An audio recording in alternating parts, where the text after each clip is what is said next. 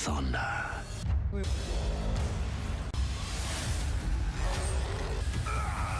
Today, we will taste revenge!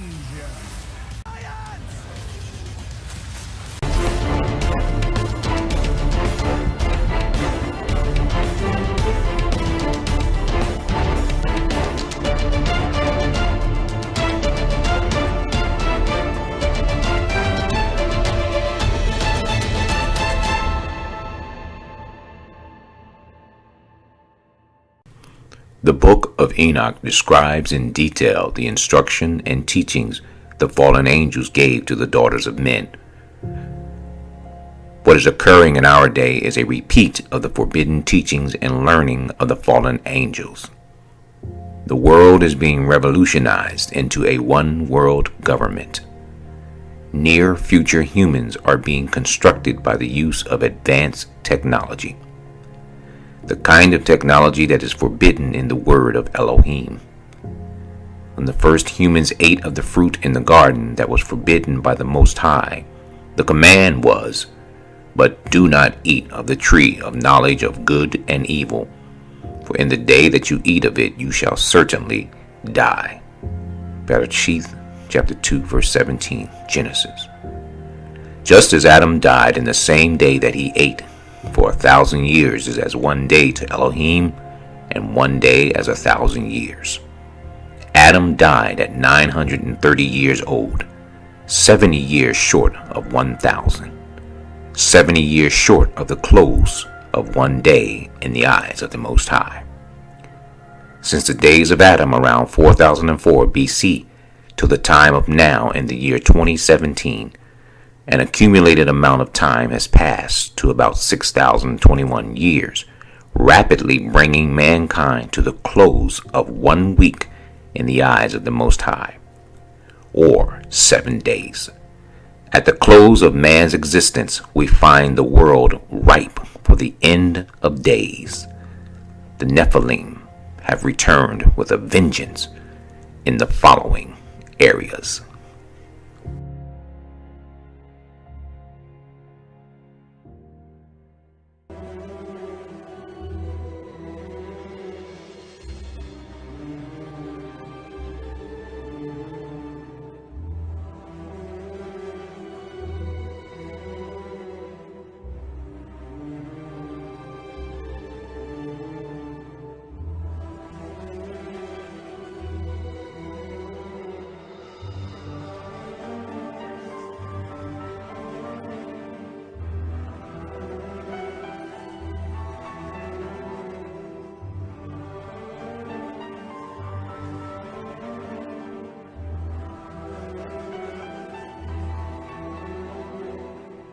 The Nephilim were a race of giants which once encompassed the entire earth. Today we know quite a bit about them. Archaeology has revealed the artifacts they have left behind. Their history is corroborated by the legends of virtually every culture of the world, including ancient literature, such as the Epic of Gilgamesh, the Book of Enoch, and the Bible. The ancient Hebrews knew them as Amorites and Canaanites. Sumer is the oldest culture of the world, and the Sumerians give us a tremendous insight into the origin of the giants. The Sumerians recorded that the Anunnaki, a race of celestial beings, the children of Anak and Anu, came to the earth and fathered a race of men, who then became the kings of mortal men. But the Book of Enoch gives us even greater insight to the origin of these giants.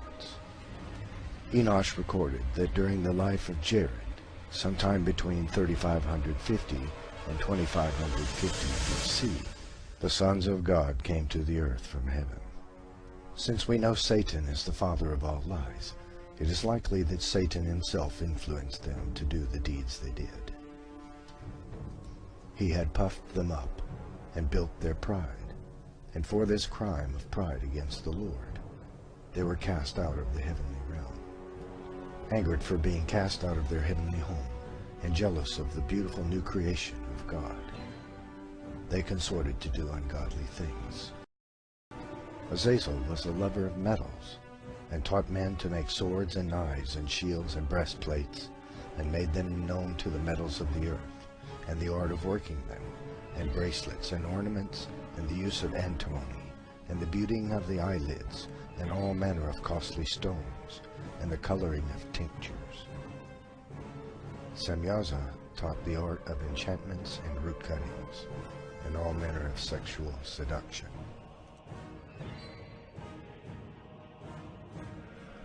Amaras taught the art of sexual lust. Barakijal taught astrology. Kokabel taught the constellations.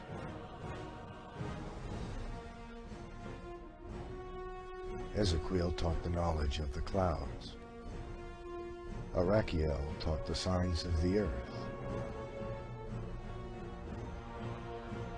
Shamsiel taught the signs of the sun. And Sariel taught the course of the moon.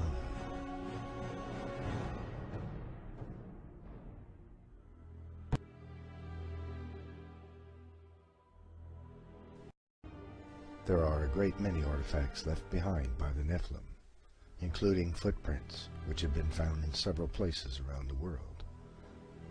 Skeletons of humans exceeding 16 feet in height have been found in Native American burial mounds and other places around the world. King Og of the Bible had a bed which was iron and 16 feet in length. This is a bed for a man that is 12 to 14 feet tall. The Nephilim vary greatly in size. Many Native American legends tell of men which were 25 to 35 feet tall, and capable of throwing a bison over their shoulder and walking off with it. Most of these artifacts have been swept up by the National Geographic Society, and most notably by the Smithsonian Institute, in an effort to hide the legitimacy of the Bible from the world. The angels cast out of heaven brought a technological explosion to the world. And likewise, their children, the Nephilim, also brought a technological explosion around the world after the Noachian flood. All within a couple of hundred years, great civilizations arose everywhere around the world. The Egyptians, the Chinese, the Sumerians, the Babylonians, the Mesopotamians, the Native American cultures all arose approximately at the same time.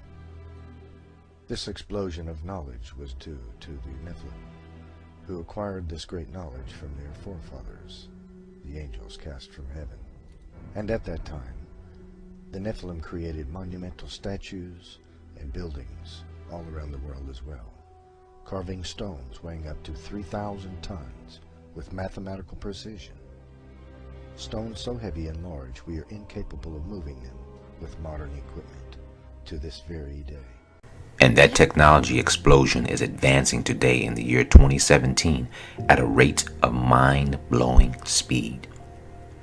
As the next video clips will reveal, since the dawn of the 21st century, both medical science and technology science has advanced from the idea of microchipping humans to actually microchipping humans. Advanced brain technology interfacing with computers will unfold within the next few years. A sort of Star Trek work is on the horizon, and all this technology explosion is influenced by the fallen angels who birthed the Nephilim giants. The world is a giant of globalism and a giant of technology advances. Since the 1970s, scientists have been experimenting with using EEG readouts of brainwaves to provide feedback and change behavior. It's now possible to use EEG feedback games like this one to learn how to manage brain states. But mind control technology has advanced even further than that. To focus on the technologies of the future: nanotechnology, biotechnology, information technology, cognitive technology, genetics, and robotics. Doing so will allow us to find new sources of energy, create fundamentally new architecture and transportation, allow unprecedented developments of human cognitive abilities, refine artificial intelligences and brain-computer interfaces, simulate complex systems, create humanoid robots and cyborgs, and with the help of nanorobots, we may develop manageable matter. find ways to transfer one's personality to an artificial carrier. Yet what we need is not just another technological revolution, but a new civilizational paradigm. We need new philosophy and ideology, new ethics, new culture and new psychology, and even new metaphysics. We must reset our limits, go beyond ourselves, beyond the Earth, and beyond the solar system.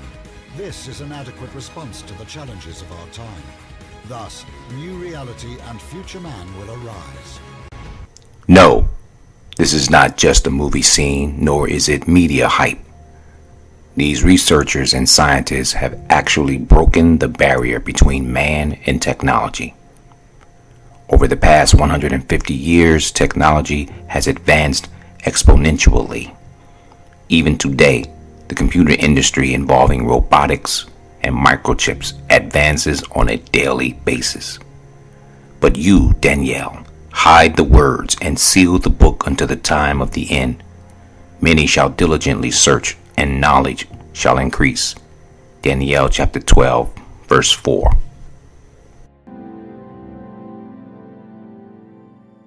I mean, yeah, particularly like things seem to be accelerating to something. Isn't it? I mean, if we look at our life, it seems in the past 100 years, life been accelerating quite fast. Yeah. In the past 20, It's much getting faster. Faster and faster. Things seem to be accelerating. Things seem to be accelerating. Eyes of uncertainty, we see it in the US, we see it in Brexit, we see it around the world. So to conclude, we're now for global governance. Facebook CEO Mark Zuckerberg positioning himself to be the self-appointed face of globalism. The social media giant penning a near 6,000 word manifesto rather.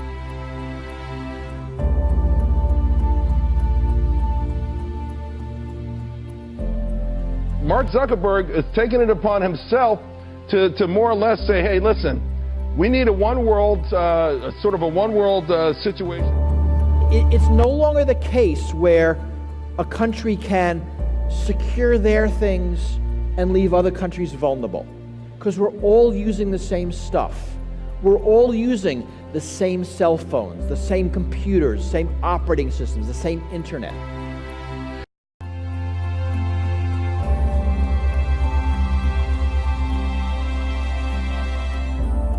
But technology is ubiquitous, and the pace of change is so rapid.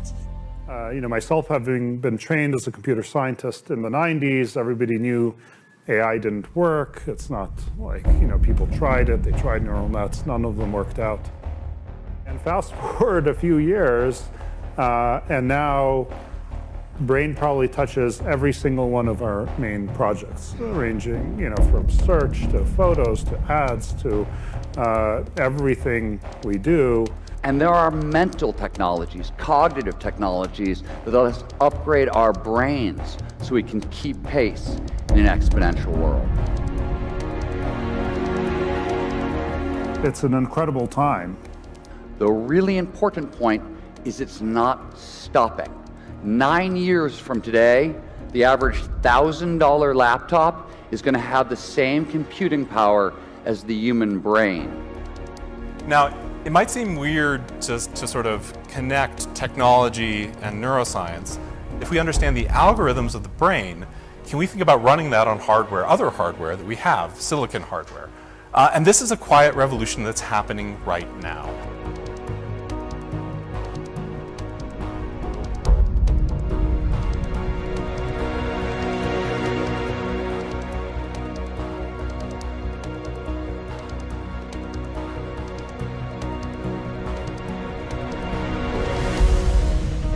Because sometimes what happens is a scientist can get so engrossed in their work, they don't necessarily realize the ramifications of what they're doing. The human brain was not designed to move at this speed and to think at this scale. It was designed in a very different time for a very different environment. But here too, there are upgrades available. And how to upgrade our brain is where I spend the bulk of my time. Biotechnology is a great example.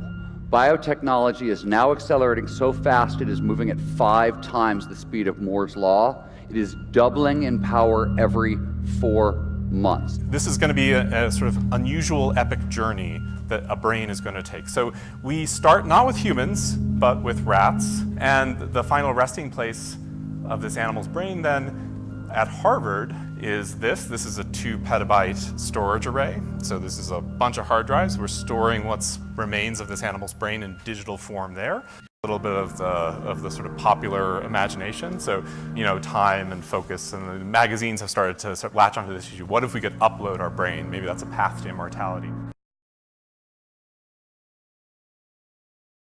You will be digesting these computing devices. You will be inhaling them. They will be in everything and everyone. They will be pervasive. What does that hyper-connected world look like? And today, it's not so far-fetched. Everything's changed. We are humanity's last hope.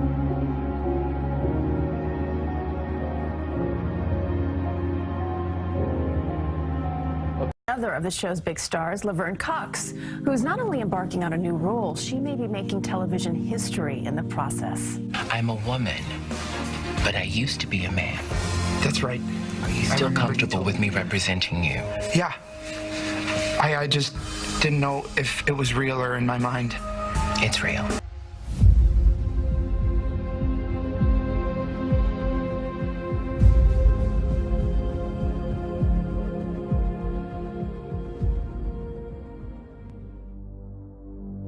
We are in an unprecedented period of change.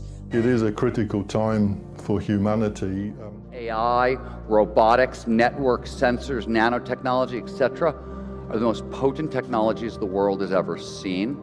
Has been very profound and definitely surprised me. But these are the first steps. This is what the first steps look like. And we are living in the golden age of surveillance because this data is collected about us all the time. Final point.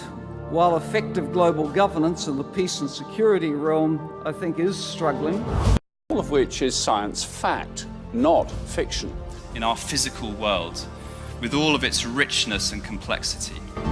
It's tempting to think of human intelligence as a layer built on top of more primitive cognitive structures, and that we might be able to build something akin to that layer and bypass the messy embodiment that characterizes organic life.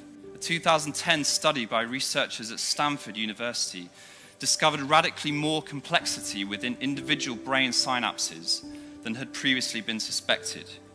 In fact, they estimated that a single healthy adult human brain has more switches than all the computers and all the routers and all the internet connections on Earth combined.